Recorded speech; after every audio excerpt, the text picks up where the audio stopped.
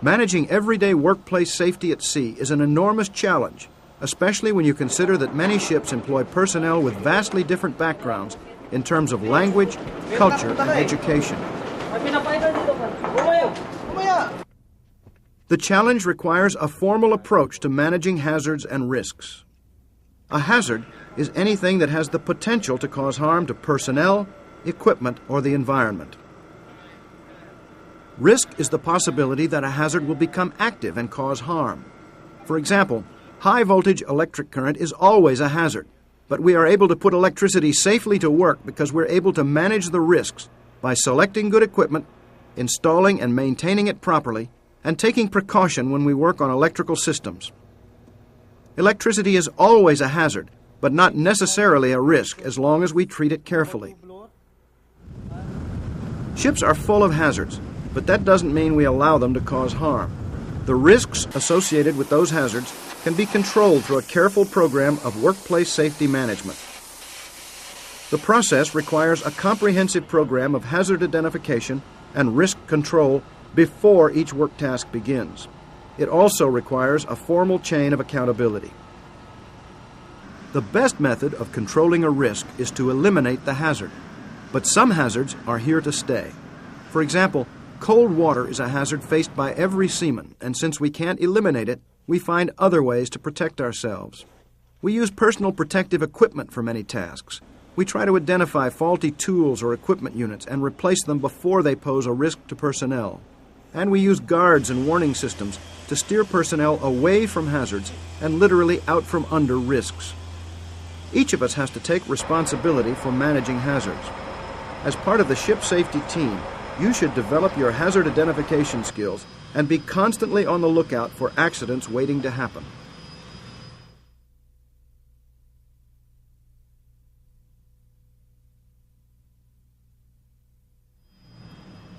Responsibility for safety extends from ship owners and senior managers throughout the ranks of shore-based and shipboard personnel. Simply stated, when it comes to safety, everyone has a role to play.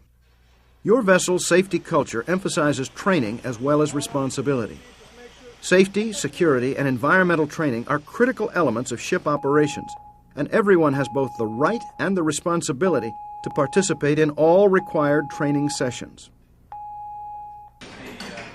The objective is to give you the skills and understanding it takes to do your job safely and well.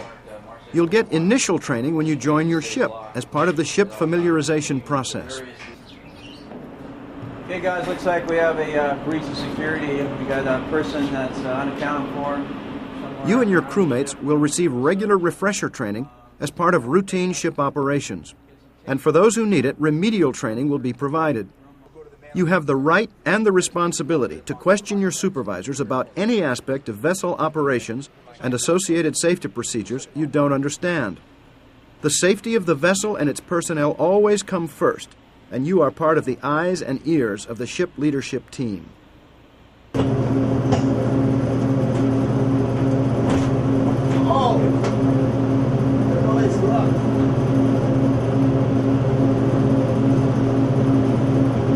Always report to your supervisor if you witness an accident, injury, near miss, or unsafe condition.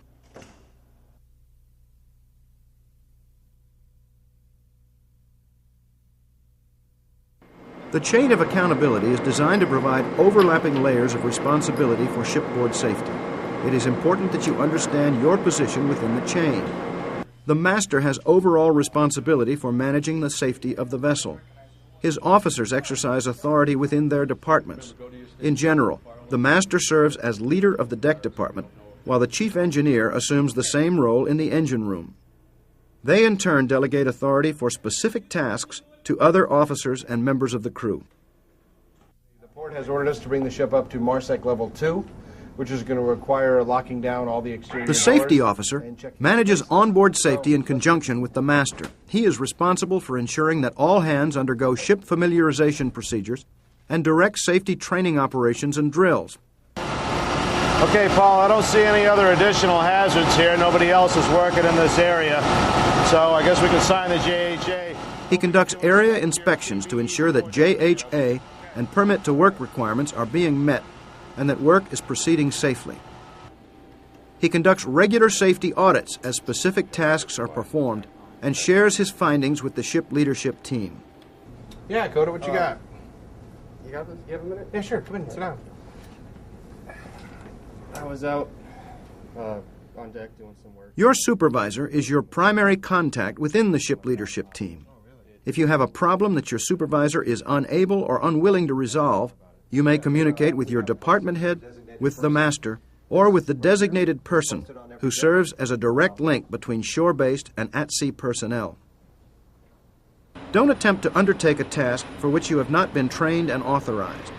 If you have any questions or concerns about which tasks you are and are not authorized for, ask your supervisor for direction. Hey, Eric, stop. Please put on your PPA.